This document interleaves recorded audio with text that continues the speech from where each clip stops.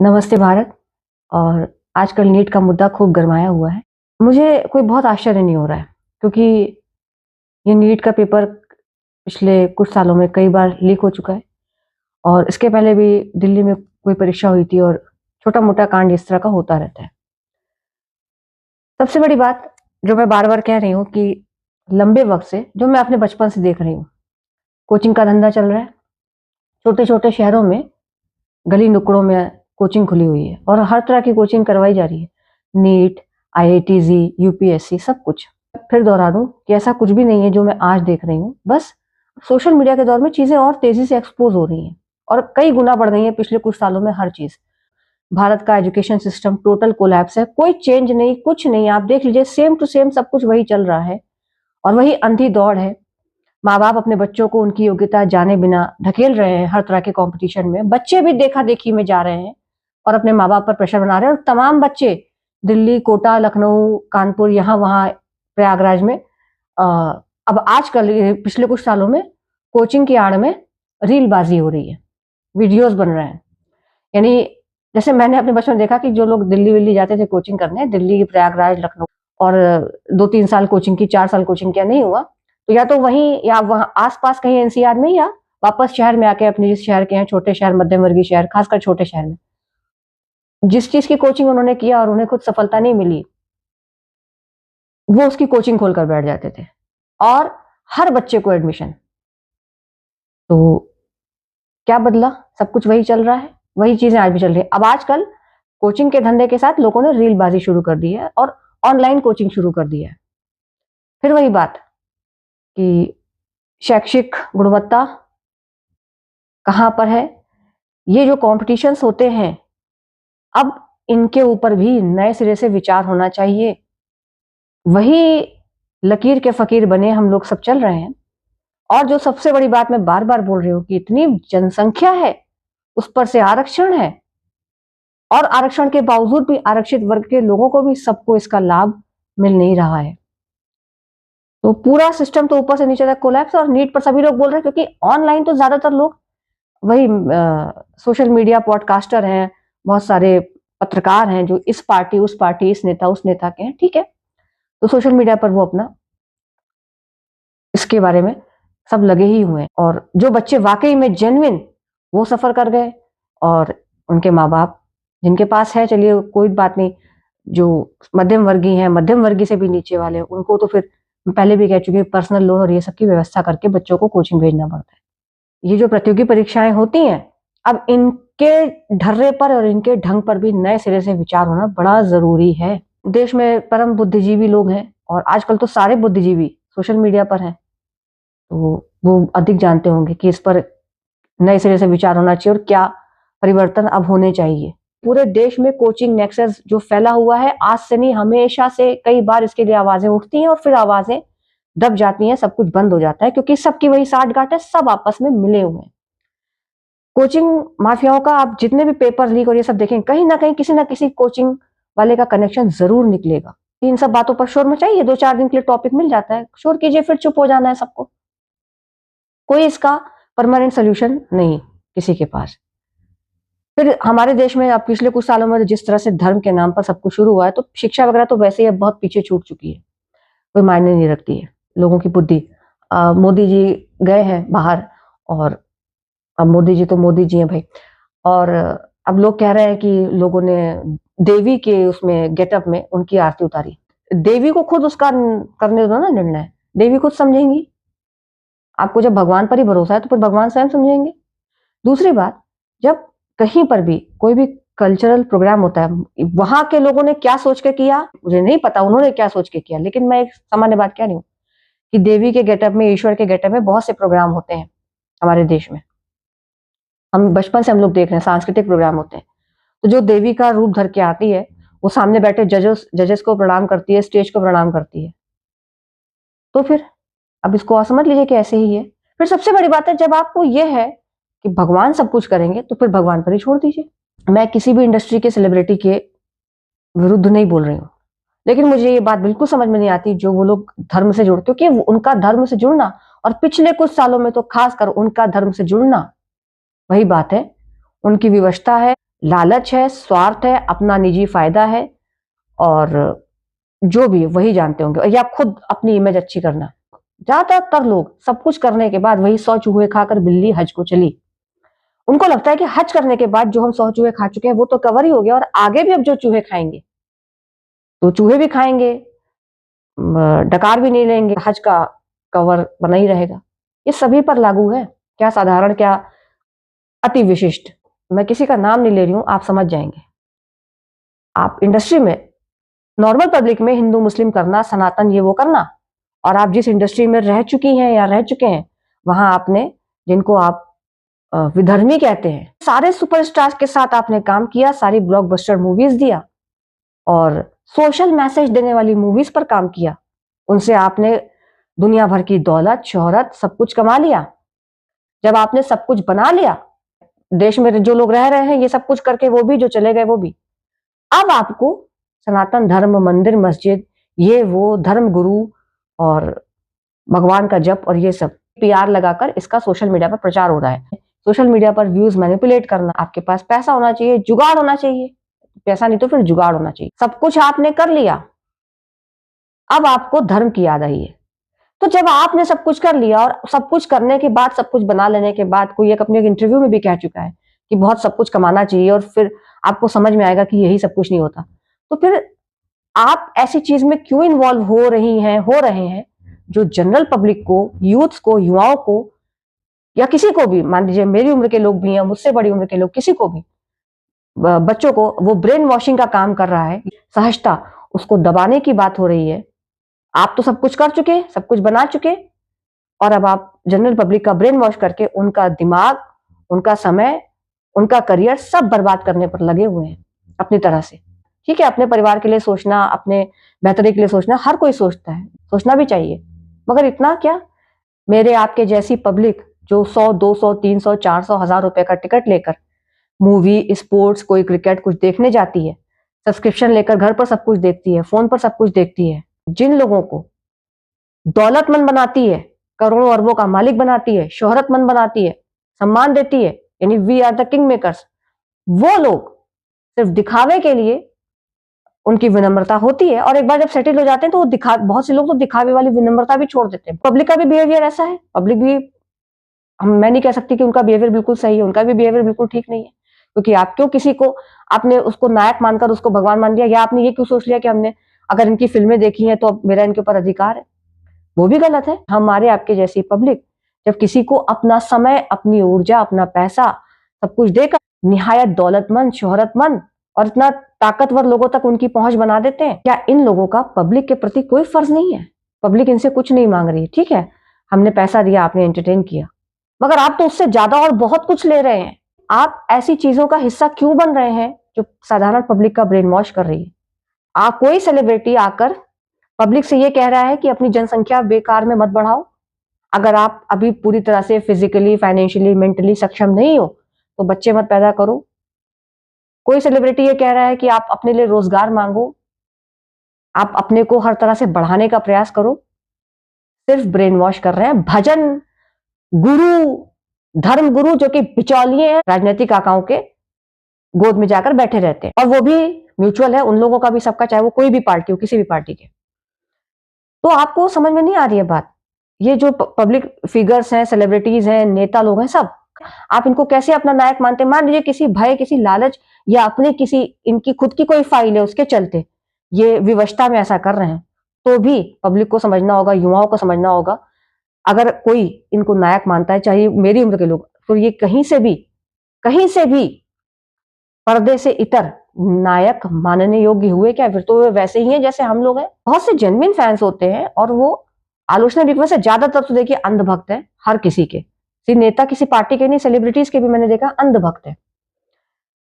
तो उसमें जो जेन्युइन फैन है, जो जेन्युइन प्रशंसा करते हैं, वो जेन्युइन आलोचना करते हैं। लेकिन आजकल मैं ट्रेंड देख रही हूँ, सेलिब्रिटीज डायरेक्ट इनडायरेक्ट ट्रेंड वो ये भी चला रहे हैं कि उनकी आलोचना नहीं होगी।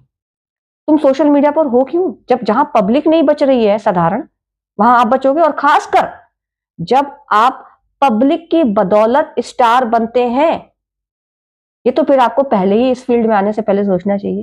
फिर देख लीजिए, पब्लिक को समझना होगा कि वही बात हो रही है कि जब शोषण हो चुका है, आम चूसा जा चुका है, तो अब गुठली रहे या जाए, बहुत आम है उनके पास।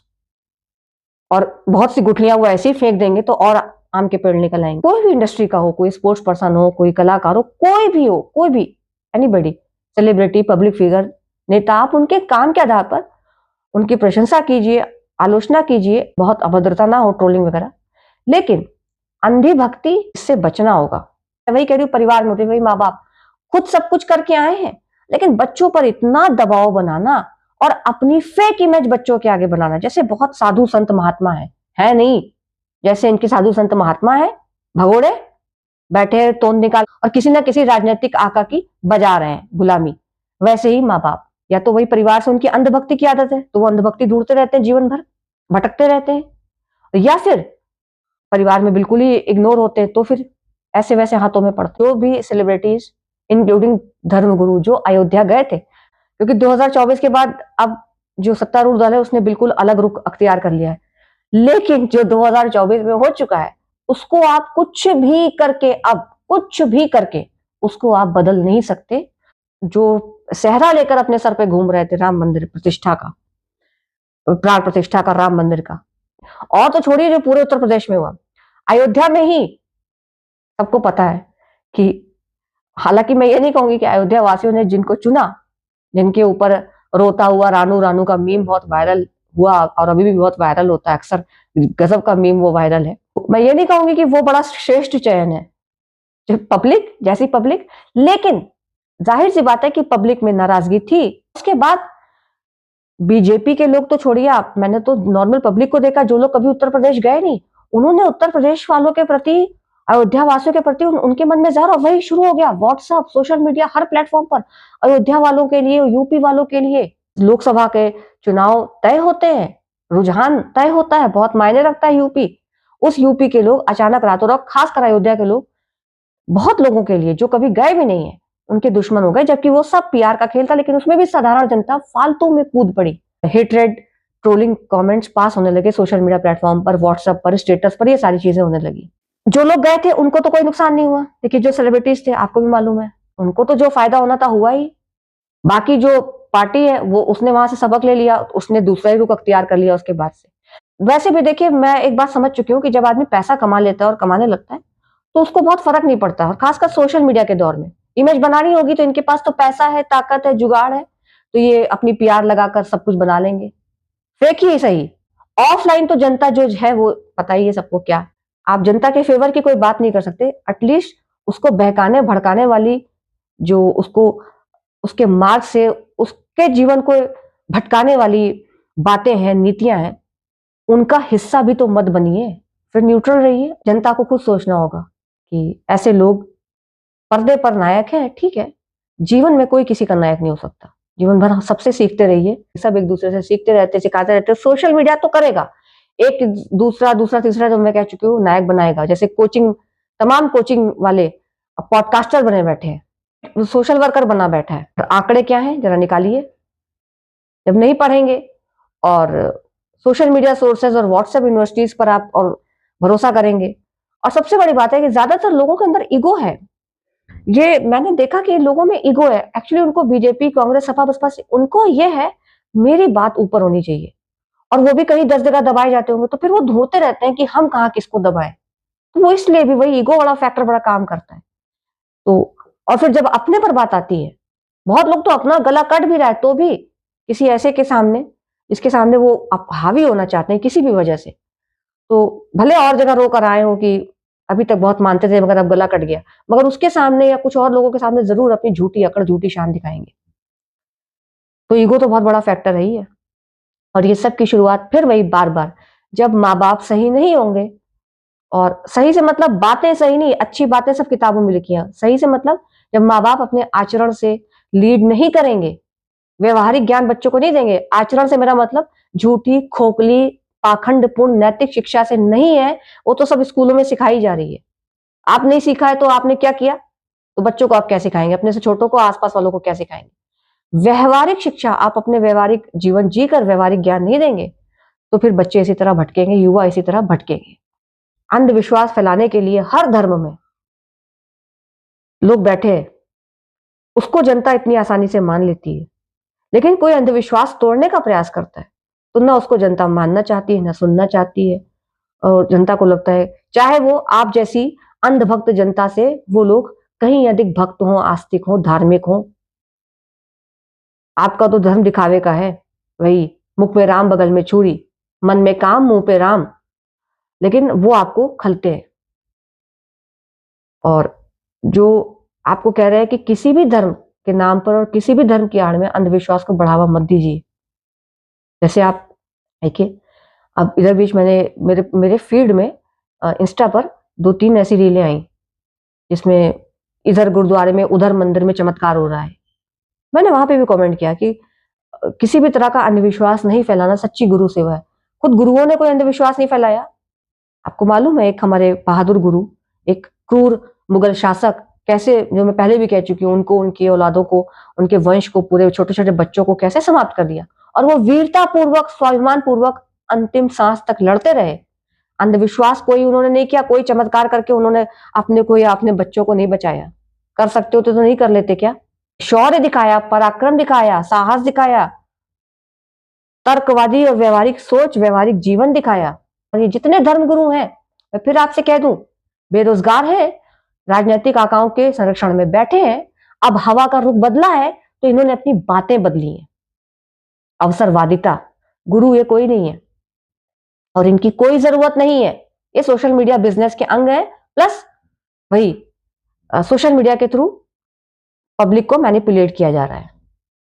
पब्लिक इसलिए भी मैनिपुलेट होती है व्यूज देखकर कि 10 लाख व्यूज है, पब्लिक को लगता है 10 लाख व्यूज है, 1 करोड़ व्यूज है, 2 करोड़ व्यूज है, जो कि मैनिपुलेटिव होते हैं, ज्यादातर मैनिपुलेटिव होते हैं। तो पब्लिक फिगर, सेलिब्रिटी, सबकी जिम्मेदारी, इनको अपनी जिम्मेदारी समझनी चाहिए। ये नहीं समझ रहे तो कम से कम हम लोग तो अपनी बुद्धिमत्ता बढ़ाएं, अपने बच्चों, अपने युवा, और हम उम्र लोग भी, और हमारे हमसे बड़े लोग भी, हम लोग तो अब अपनी सोच को सही करें।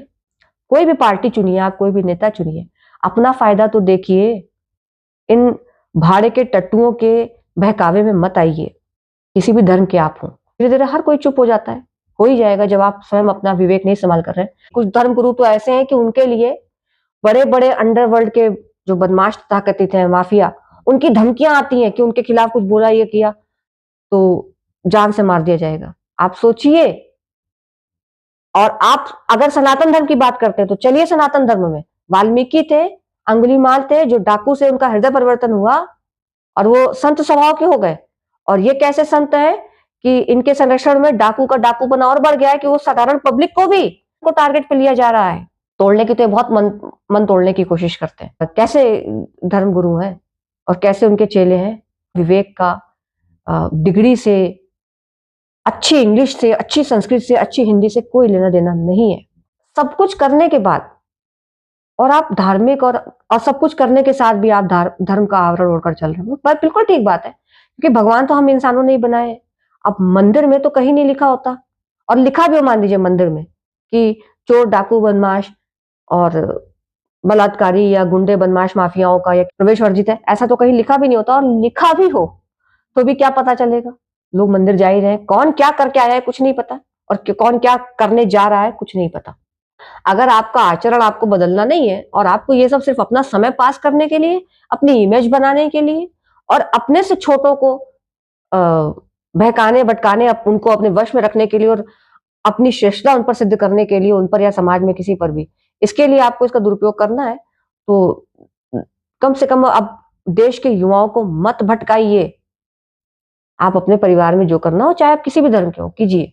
मैं तो बिल्कुल नहीं कहूंगी युवाओं से कि आप नैतिक शिक्षा झूठी, जी नहीं। तो आप झूठी नैतिक शिक्षा जो भी आपके बड़े आपको दे रहे हैं उनमें मत पढ़िए, लेकिन अपना करियर पर फोकस करिए। अपने करियर के साथ समझौता मत कीजिए। अपना भला बुरा समझते हैं तो बस अपना करियर पर फोकस करिए। बाकी जो चीजें सहज है वो है, किसी भी धर्म जाति के आधार पर, और इन पब्लिक फिगर्स, इनको कभी अपना नायक मत मानिए। कोई भी व्यक्ति किसी का नायक नहीं हो सकता। हमारे देश में वो लोग किसी भी जाति के जिन्होंने बिल्कुल अनकंट्रोलेबल तरीके से अपनी पॉपुलेशन बढ़ाई है, किसी भी पार्टी, किसी भी नेता, किसी भी पब्लिक फिगर, किसी भी सेलिब्रिटी ने आज तक उनको ऑनलाइन ऑफलाइन जागरूक करने की कोशिश नहीं किया कि आप जनसंख्या मत बढ़ाइए, आपके लिए भी ठीक नहीं, आपका भी जीवन उससे सुधर नहीं रहा। अब आप राशन से 2-3 हजार रुपए महीने पर आ गए हैं, चलिए ले रहे हैं राशन 2-3 हजार रुपए, उसको आप अपने को बढ़ाने में तो लगा नहीं रहे, बस जनसंख्या बढ़ा रहे हैं आप फालतू में, और जीवन स्तर आपका सुधर नहीं रहा। तो किसी भी पार्टी, किसी भी नेता ने और किसी भी पब्लिक फिगर ने, सेलिब्रिटी ने आज तक ये नहीं कहा कि अपनी जनसंख्या, ये नहीं कि आप अपनी जनसंख्या मत बढ़ाइए, लेकिन पहले अपनी स्थिति सुधार लीजिए, आपकी स्थिति अच्छी हो जाए, फिर आप अपनी जनसंख्या बढ़ाइए। और अब तो 2 बच्चों का भी ज़माना नहीं है, अब तो 1 बच्चे का ज़माना है। और ये काम तो सरकार को करना चाहिए भई। इतना पैसा आप वर्ल्ड बैंक से भी लेते होंगे, सब कुछ है। कोई भी पार्टी हो, किसी की भी सरकार हो, किसी भी पार्टी ने, किसी भी नेता ने ये नहीं सोचा कि हम सरकारी सहायता प्राप्त ऐसी संगठन छोटे-छोटे शहर, गाँव, देहात, कस्बों में और ऐसे इलाकों में चलाएँ, जहाँ पर अनियंत्रित तरीके से, असंतुलित तरीके से जनसंख्या बढ़ रही है। उसके रोकथाम के उपाय किए जाएँ, उसको रोका जाए और उसको इम्प्लीमेंट किया जाए पूरे देश में। इस पर किसी ने काम नहीं किया। इसके लिए कोई पब्लिक फिगर नहीं आता, और धर्म के नाम पर भड़काने आ रहे हैं, धर्म का धंधा करने आ रहे हैं। होगी उनकी कोई मजबूरी, होगी लालच, होगी भय, स्वार्थ, जो भी। हर जगह कोई माला जप रहा है, हरे कृष्ण, राधा राधा, या मान लीजिए कोई भी कुछ पढ़ रहा है, अपने धर्म का पढ़ रहा है, कुछ भी पढ़ रहा है, राम राम पढ़ रहा है, कुछ भी पढ़ रहा है 24/7। मन में पढ़ो ना। हमारे यहाँ तो मानसिक जप है, मन में पढ़ो। दिखावा क्यों करना? दिखावा करके क्या क्या करना चाह रहे हो? आप तो सब बना चुके, युवाओं को क्यों भटका रहे हो? अगर उनको आप सही मार्ग नहीं दिखा सकते तो भटकाओ भी मत, उदासीन रहो। जनसंख्या असंतुलित और अनियंत्रित तरीके से बढ़ती रही, शैक्षिक गुणवत्ता में कोई सुधार नहीं।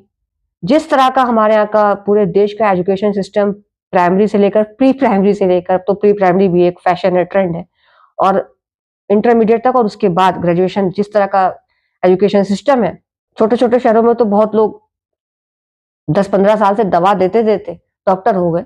लेकिन इन सब पर कोई काम नहीं हुआ, और पिछले 12 सालों में भी उन्होंने भी इसमें कोई काम नहीं किया। उन्होंने तो और पीछे पहुंचा दिया भाई लोगों को। पहुंचा क्या दिया? मैं तो ये कहूंगी कि जो लोग पहले से ही ऐसे थे, अब वो एक्सपोज हो गए। पिछले 15 सालों में लोग एक्सपोज हो गए। पढ़े लिखे लोग, तथाकथित एलीट, मजबूरी में, अनजाने में, जानबूझकर कि वो सब प्रकार के अंधविश्वास को बढ़ाने का साधन बने हुए हैं। किसी भी प्रकार की शिक्षा, मार्गदर्शन आपको अंधभक्त बना रहा है, तो फिर कोई फायदा नहीं है उसका।